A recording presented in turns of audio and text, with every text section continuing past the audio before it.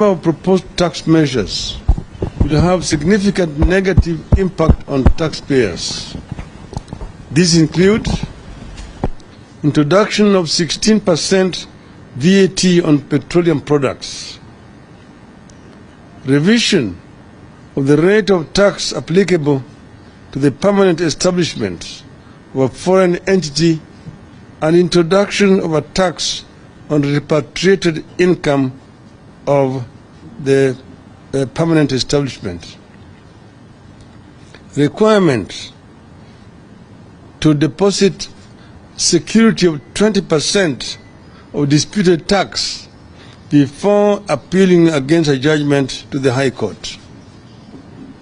Agency taxes such as withholding tax, excise duty of gaming and betting, and withholding VAT to be remitted to the Commissioner real time in 24 hours or 3 days.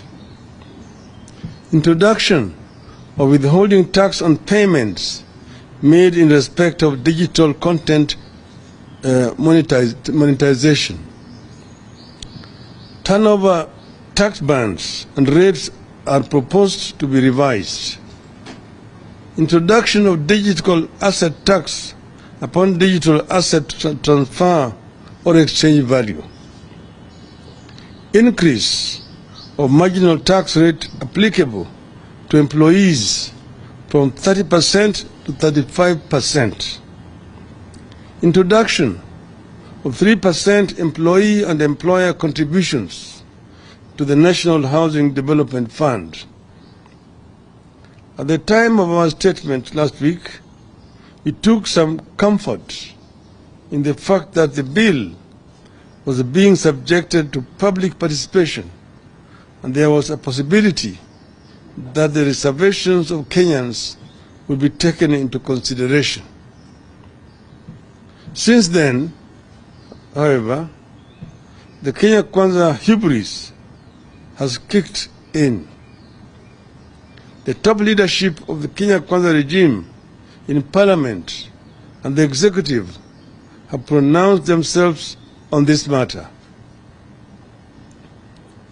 They have said that the finance bill will pass as it is. They have said not even a comma shall be removed. On Sunday, Honorable William Ruto said the 3% housing levy to be deducted from the basic salaries is mandatory patriotism.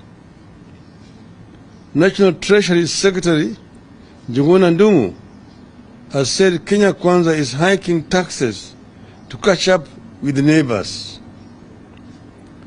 Kenya Kwanza's leadership in Parliament has also declared that they will have their way because a government never loses. It is clear the so-called public participation is being invited is a mere charade and a gimmick to give Kenyans false hope before they are hit with a tsunami of taxes beginning July.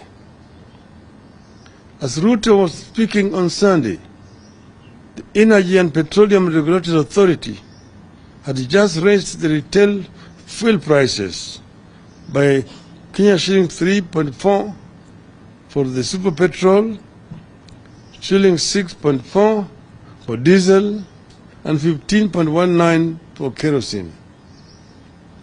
The Kenya shilling itself also continued with its free fall against other major currencies. The rise in the price of fuel and the continuing fall of the shilling means the cost of everything goes up again.